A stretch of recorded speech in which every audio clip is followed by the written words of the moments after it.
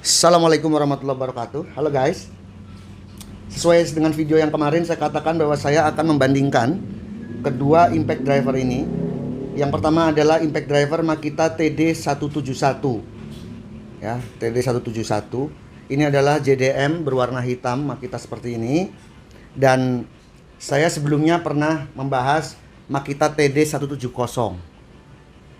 JDM juga berwarna hitam dan Makita TD172. Itu juga JDM berwarna hitam. Ini tengah-tengahnya TD171. Jadi di abang-abangan channel sudah 3 ya. Termasuk kemarin tipe apa itu ya, XD16 ya, Makita ya, yang dijual dengan harga 2,2 unit only. Saya kemarin katakan bahwa Nagawa NCI apa ya, tipe tuh nggak apal-apal saya. NID 213K ini Gen 2. Saya katakan bahwa setengah fitur Makita ini ada di sini. Apa itu setengah fiturnya? Adalah 4 variabel speed. Speed 1 sampai dengan speed 4. Kemudian untuk speed tertingginya juga 3000-an juga ini. Rasanya ini juga sampai 3000-an. Jadi nanti untuk TD171 ini ada 2 konten. Yang sekarang kita konten bongkar dulu sambil kita akan bersihkan ini.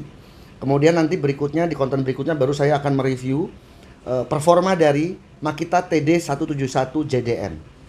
Ini adalah produk kiriman dari Jepang nih. Teman saya, Mas Ali. Ini kotornya begini ya. Ini setelah pemakaian 1 tahun kurang lebih katanya. Debu Jepang ini putih ya. Apa mungkin proyeknya di daerah-daerah yang ini kali ya berdebu, atau mungkin ini debu-debu bahan bangunan ya, kayak mungkin pemotongan lantai gitu, granit, keramik gitu.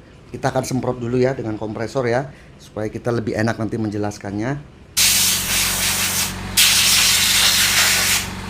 Lumayan udah saya semprot, nanti sih saya akan bersihkan, saya akan cuci ini untuk casing-casingnya ini.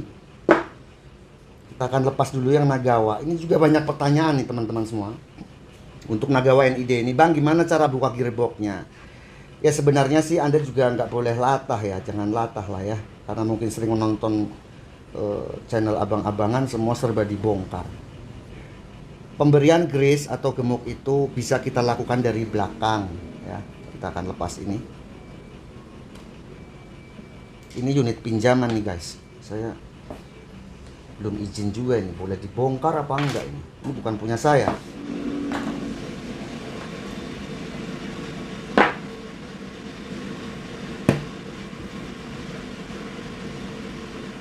Mudah-mudahan yang punyanya nggak marah ini dibongkar-bongkar.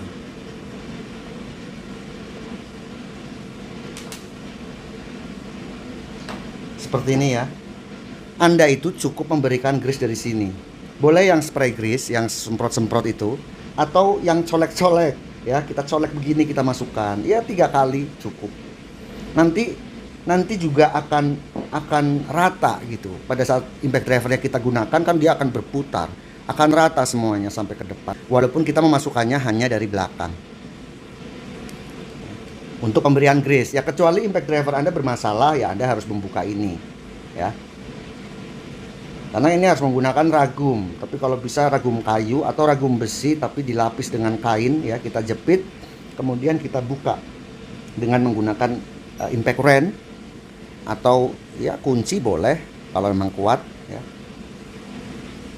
Sesederhana ini impact driver produk Nagawa. Modul, trigger ya umum lah ya ini. 3 kabel menuju ke brushless motor.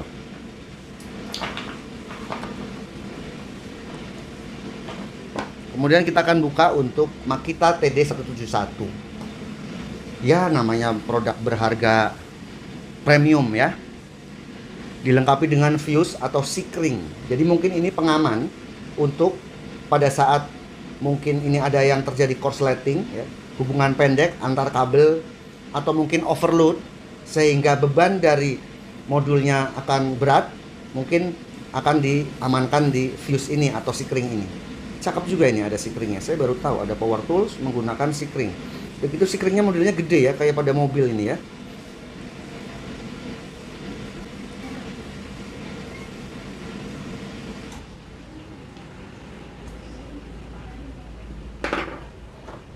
Iya.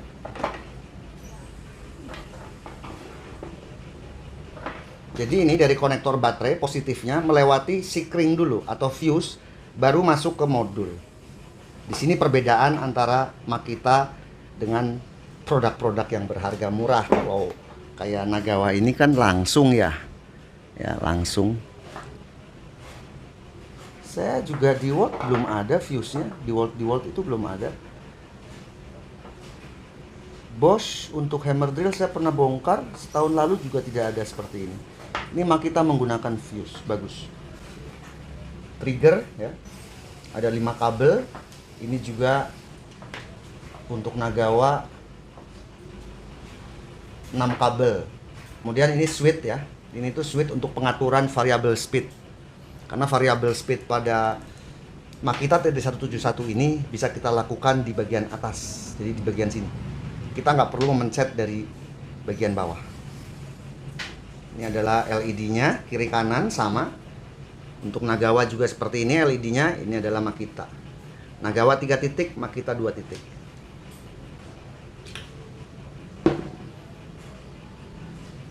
Ini gearboxnya.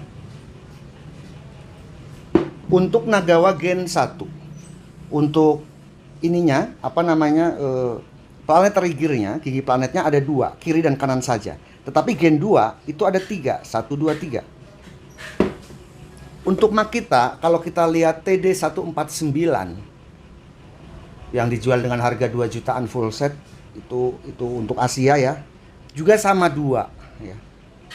Tapi kalau kita lihat TD172 ini untuk planetary gear-nya 3. Rupanya ini Nagawa benar-benar meniru teknologi yang ada di Makita. Makanya kemarin waktu saya pakai Nagawa ini, feel-nya agak mirip loh ya, bukan sama ya. Masa ya sama, wong harganya 10 kali lipat ya. Nagawa dapat 10, Makita 1. Nanti dibilang saya goreng-goreng lagi nih. Ya itu yang saya rasakan ya. Kalau Anda merasakan Gen 2, oh beda bang sama ini, sama Makita, ya udah itu memang Anda merasakan itu kan. Saya suka-suka saya bilang begitu. Perbedaan lagi, untuk Makita TD171 dilengkapi dengan sensor pada brushless motornya. Apa sih fungsi sensor ini? Kalau kita lihat teknologi yang dipakai di Makita TD171, TD172 itu mempunyai 4 fitur tambahan di samping fitur variable speed. Ya, saya pernah ulas ya untuk TD172 fitur-fiturnya. Jadi total fitur itu ada 8 untuk speednya itu. Ada variable speed yang biasa 1 sampai 4. Ada juga 4 fitur preset ya, preset memori. Ada memori 1, memori 2, memori 3, memori 4. 4 fitur tambahan tadi tentu harus didukung dengan sensor. Kalau kita lihat ukurannya dari motornya sih sama. Ukuran motornya sama, hampir sama. Ya wajar ya kalau Makita ini canggih memang. Untuk brushless motornya aja dipenuhi dengan sensor-sensor. Ini ada berapa kabel nih guys? 1, 2, 3, 4, 5. Ada 5 kabel sensor dari brushless motor menuju modul. Saya nggak tahu ini kalau TD170, TD171, TD172 ini rusak. Untuk mencari brushless motor, karena ini dijual pasti satu set dengan sensor, atau mungkin modulnya rusak atau triggernya, kita harus cari kemana ya? Mungkin harus import. Kita akan buka untuk rotornya. Ini rotor Makita. Ini rotor Nagawa. Untuk yang Nagawa diameternya itu 24 mili. Untuk Makita diameternya di 19 mili, 20 mili. Jadi selisihnya 5 mili atau setengah senti untuk diameter dari rotornya. Kemudian dinamo brushless-nya gulungannya seperti ini.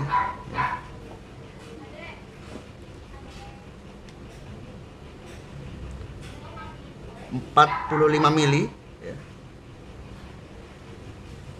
44 mili. Tapi untuk rotornya beda. Ini lebih besar Nagawa ini.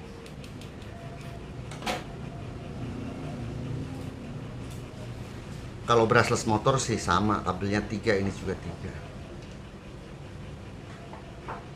Nanti kita akan bersihkan semuanya ini ya, pakai kompresor. Kita akan semprot.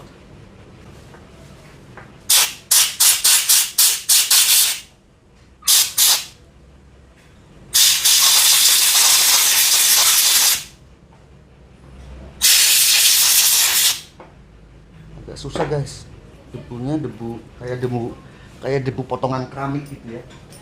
Nanti kita bersihkan pakai kuas dulu, baru kita semprot. Ya ukuran untuk lilitannya sama guys ya, sama dalam artian luas penampang kawatnya ya. Luas penampang, kalau jumlah lilitan kan nggak mungkin saya bongkar juga. Pertama kita buka ini yang Nagawa ya, kita buka untuk cover depan dulu.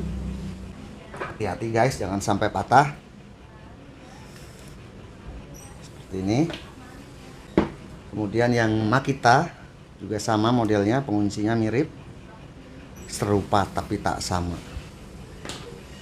Kalau kita lihat seperti ini nih udah pernah dibuka ya.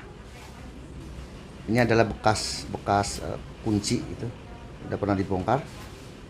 Mungkin pemberian grease. Jadi kita perlu pasang kunci di sini, kunci shock, kemudian ini kunci shock lagi. Yang enak pakai impact wrench guys, ya. Ini juga sama. Ini punya orang guys, gimana guys?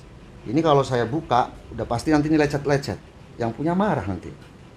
Saya nggak usah buka ini ya. Tapi saya pastikan ini gearnya adalah 3. Seperti ini, menggunakan kunci Inggris boleh. Menggunakan ragum atau tanggem ya. Orang dulu di Jawa nggak nyebutnya tanggem. Orang sini ragum. Boleh ya. Kemudian kita buka, kita cari kunci shock untuk ini. Jadi bagian atasnya menggunakan kunci 32. Ini 32. Pas ini 32. Untuk Nagawa juga sama 32. Ya, sama. Gila, ini di cloning abis ini. Sama loh guys. Cloning ini.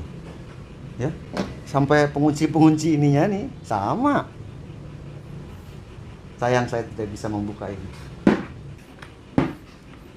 Kunci shock saya kurang panjang guys. Ya, jadi saya ini arah membukanya adalah ke kanan. Sekali lagi, arah bukanya ke kanan, jangan terbalik. Sama juga untuk Nagawa ini, ke kanan. Dan ini keras. Ya, kita coba ya. Tadi saya pakai kunci biasa, nggak kena guys. Kita putar ke kanan. Iya, seperti ini.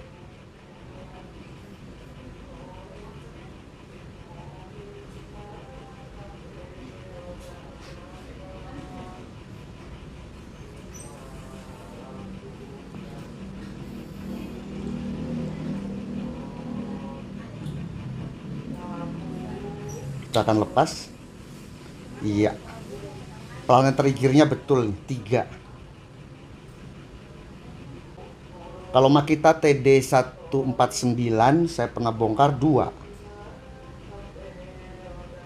TD kemudian Nagawa yang NID 213 gen pertama juga 2. Jadi Nagawa ini ngikut banget sama Makita. Kalau Makita lagi bikin 2 planetary gear, dia ikut-ikutan 2. Kalau lagi 3, ikut-ikutan 3. Saya sih yakin walaupun nggak membuka ini, tetapi ya ukurannya bakal sama. Karena ini mepet banget guys, ya, mepet sekali. Ini sama banget loh ini. Ini Nagawa. Ini Makita. Kalau ininya Nagawa hammernya lebih besar, ya tentu nggak akan cukup casingnya. Sementara ukuran casingnya sama. Ya. Jadi seperti ini kira-kira. Ini anvilnya ya. Dia menggunakan bearing, ada bearingnya. Ini juga sama ini, menggunakan bearing. Ya, jadi kira-kira seperti ini ya bentuk atau isi mesin dari Makita TD172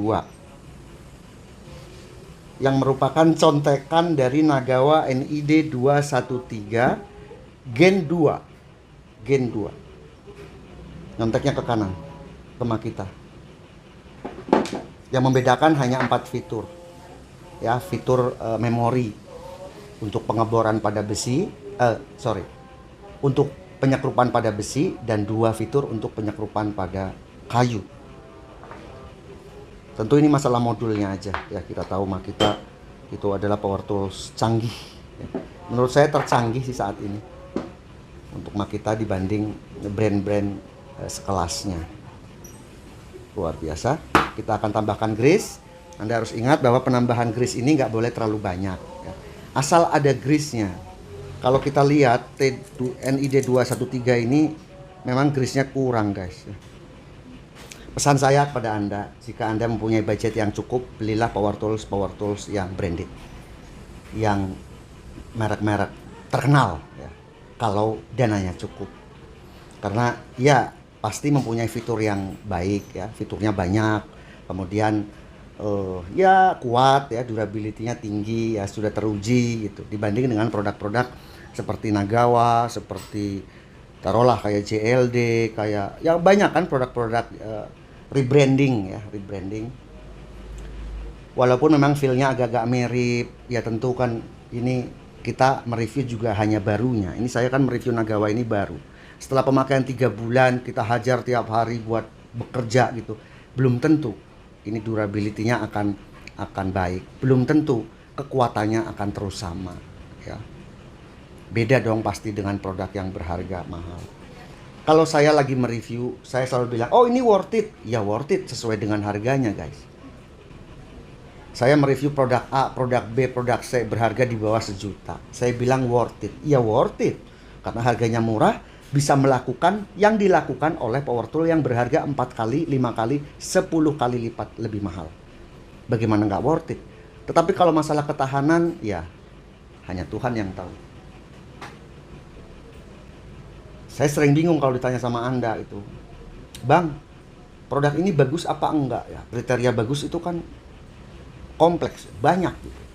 Bagus itu maksudnya bagus fiturnya, bagus harganya, bagus kualitasnya, bagus after sales. Bagus after salesnya, macam-macam kan. Saya suka bingung kadang-kadang untuk menjawab itu. Bos, Impact Brand ini unit only harganya 2 jutaan. Worth it apa enggak? Worth it. Bisa buka sampai 500 Nm, 2 jutaan unit only, lengkap mungkin 4 jutaan. Bergaransi, worth it. Nagawa ini 800.000. Worth it enggak? Worth it. Dia bisa buka sampai 330 Nm di pengujian kemarin. Worth it. 330 Nm seharga 800.000 full set. Makita ini 8 juta worth it enggak bang? Worth it. Kalau duitnya Anda ada. Makita ini TD171 worth it enggak bang? Worth it. Semua worth it. Karena sesuai dengan harganya. Tapi kalau Nagawa ini dijual 1,5 juta, nggak worth it. Banyak pilihan lain. Karena Nagawa 800, baterainya LXT, bisa dipakai untuk power tool yang lain. Juga bisa beli unit only. Kadang-kadang lapak ada yang jual unit only. Ya worth it. Bagaimana nggak worth it? Tapi jangan salahkan nanti saya, oh abang-abang ini kalau mereview tuh semua dibilang bagus-bagus semua. Ya emang bagus karena sesuai harganya. Ya nggak worth it jika Nagawa itu dijual dengan harga 2 juta, 1,5 juta, 1,3 itu yang sekarang itu. NCB 22 1,3 nggak worth it dong. Masa Nagawa NCB 22 dijual 1,3? Jin kali yang beli. DID 11 XR dijual full set 8 jutaan. Worth it nggak? Worth it. 8 juta worth it. Enak banget ini Impact Driver. Cakep. Baterai 6Ah. 2 lagi. Worth it. Xenon Impact Brand 200-an ribu, mendekati 300.000 kurang 1.000 kata subscriber kemarin ngomong. Bang itu 300.000 kembali 1.000 katanya. Ya. Worth it enggak dibeli? Worth it. Bayangkan dengan 300.000 kita udah mau buka ban mobil, udah nggak usah nginjek-nginjek, nggak usah takut kepleset. Itu kunci roda bisa ngegores ke kaki kita. Cukup 300.000, bagaimana nggak worth it? Yang namanya buka ban kan nggak setiap hari guys. Emang kita mau setiap hari bannya bocor? Kan enggak.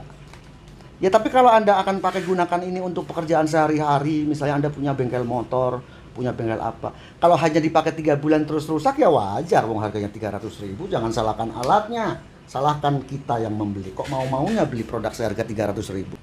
Untuk dipakai untuk kerja keras gitu. 300.000 suruh kerja keras, suruh cari duit setiap hari. Ya nggak worth it dong. Ya nggak bisa dong guys. Habis itu nyala-nyalain alatnya sama nyala-nyalain youtubernya. Oh youtubernya bohong tuh. Bullshit semua itu youtubernya tuh. Nggak bisa bos. Ada juga pemikiran teman-teman semua. Enggak bang, saya nggak rugi kok beli produk-produk murah yang kayak gini-gini. Nggak rugi saya. Taruhlah ini dipakai setengah tahun, ya udah rusak buang. Oh pinter ini orang, bagus ini. Suka nih saya orang begini. Pinter namanya, cerdas. 300.000 udah nggak usah mikirin spare part lah, rusak buang kata subscriber begitu. Kalau WA saya, ya bagus lah, pinter. Daripada saya beli yang kayak gini 2 juta, juga nggak jamin kalau ini kuat dipakai disiksa tiap hari, kuat sampai 3 tahun, 4 tahun, 5 tahun. Juga kan nggak jamin ini juga. Ya benar juga. Ya semua pilihan ada pada Anda.